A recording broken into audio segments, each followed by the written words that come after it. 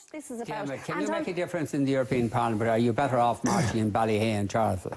Absolutely, I can make a difference. I mean, there's no doubt whatever that our MEPs that are out there are working very hard, and anybody that's trying to run a small business or a small farm or a big farm or working in construction How here do you know they're knows the working effects hard? of that, because we have We know reams. several of the Irish MEPs over the years spend most of their time in the bars. Now, we know it from the legislation that's coming out of there, Vincent, because there are reams and reams and reams of legislation coming out of there, but it's all the wrong type of legislation. And I think it's, Simon has a poster up down around where I'm from below, and it says, for a fresh voice in Europe.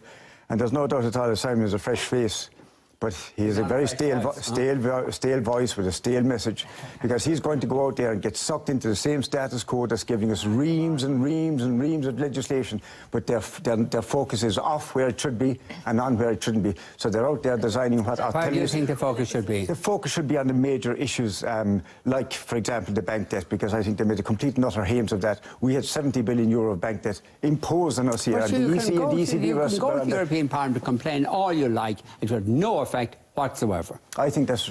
you may be better off in... Beg to differ, Vincent, because we've been out there, and as Simon said, the one thing that definitely most of the legislation that's coming here is coming from Europe, or originating in Europe. But one of the major problems I think that I have with Europe is that a lot of the big decisions that have been taken in the last 4 years, especially where this crisis was concerned, did not come from the Parliament. I mean, it was coming from the Commission and from the ECB, not elected. The ECB certainly not elected. The Commissioner elected, from out of the Parliament. But the point I'm making is that you may as well be complaining in Fremont in North Cork as in complaining in the European Parliament about the ECB. It's funny, Vincent, because we started off just as a protest group in Ballyhay, walking up and baiting up and down the road, the main road between Cork and Limerick.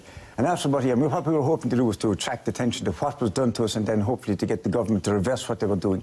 And after about a year that we realised that we were wasting our time, so we became a campaign group. And in that time, just the little group in Ballyhay, we've been out to the ECB headquarters in Frankfurt. We have been to the Commission, we have been to the Council, we have been to the Econ Committee, we have met the ECB head people over here, this small group from Ballyhay, and argued Ireland's cause over there. And what I'm saying is, if I can go out there with a mandate from the people here, we can do a lot better, because there's going to be a major change in the people who are elected to this Parliament this time around, and there will be, I think, a move for change, the kind of change that Simon Harris or Fine Gael will not bring you. OK, we've got to take a short break. Join us in a moment.